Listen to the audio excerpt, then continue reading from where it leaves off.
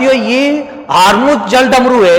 ये हॉर्मुज जल डमरू यदि देखा जाए तो ये इधर ईरान है और ये ओमान है, इन दोनों के मध्य में है आपके।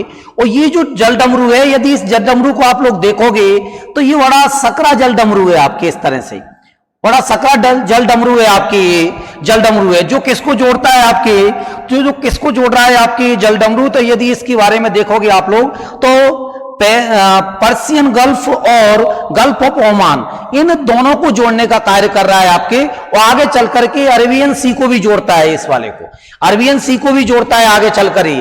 इसकी यदि आप लोग लंबाई देखोगे तो लगभग लंबाई कितनी है, 167 किलोमीटर की क्या है लेंथ है, लंबाई है आपके।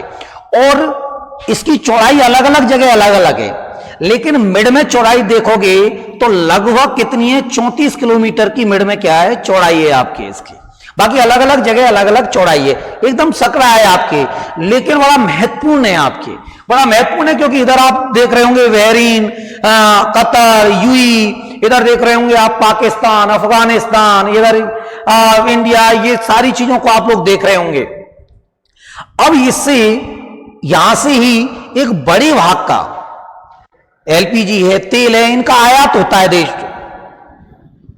अब ऐसी स्थिति में क्या हुआ है आपके कि जो ईरान और अभी इजराइल का जो युद्ध चल रहा है, जिसमें ईरान ने इस जल डमरू को बंद कर दिया है, इस जल डमरू को बंद कर दिया है। कहा है कि जल डमरू से अब कोई जहाज नहीं जाएगा।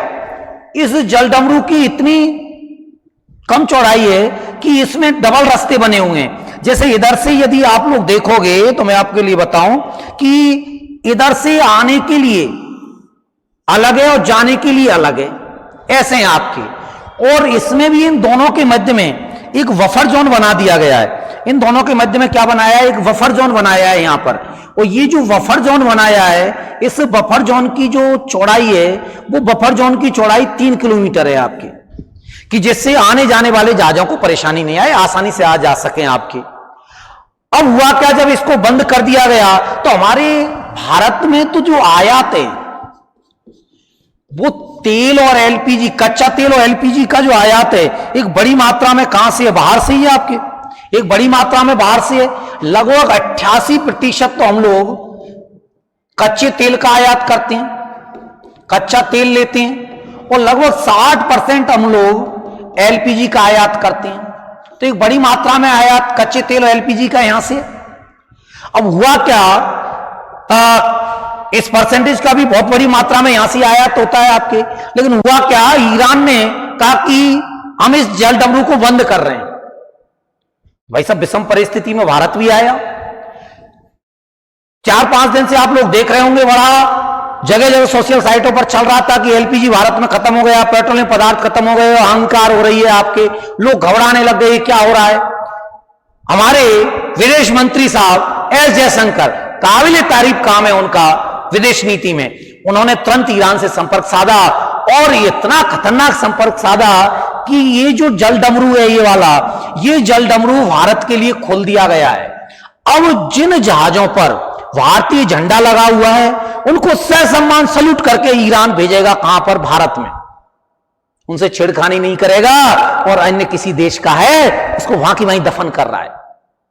ये अमेरिका के मुंह पर खतरनाक तमाचा है। जो अमेरिका ये कहता है ना कि वो चौधरी है, उसके मुंह पर खतरनाक तमाचा है भारत की विदेश नीति का। ईरान ने यहां तक कहा है कि भारत हमारा बहुत अच्छा मित्र है, और जैसे ही युद्ध खत्म होगा तो भारत हमारी स्ट्रक्चर को बनाने में महत्वपूर्ण भूमिका निभाएगा। भारत को अपना मित्र कहा है। अब आप अनुमान लगाइए भारत की विदेश नीति में कितनी बड़ी ताकत है, कितने बड़े ताकतवर व्यक्ति के हाथ में भारत की विदेश नीति, एस जयशंकर साहब के हाथ में, जिन्होंने भारतीय विदेश नीति का लोहा मना रखा है पूरी दुनिया के अंदर। और जिसका ये भी उदाहरण है स्पष्ट, इससे पहले 2022 में यूक्रेन और रूस वाले युद्ध में भी देखा था आपने उदाहरण, जिसमें यूक्रेन ने कहा था कि हम उन सभी लोगों को जाने देंगे जो भारतीय तिरंगा उड़ लेंगे, भारत का तिरंगा आगे कर देंगे। पाकिस्तान के लोग भी जान बचा कर आए थे भारत के तिरंगा के नाम से। पाकिस्तान को तो सबक लेना चाहिए, पाकिस्तान खत्म चंद है बिल्कुल।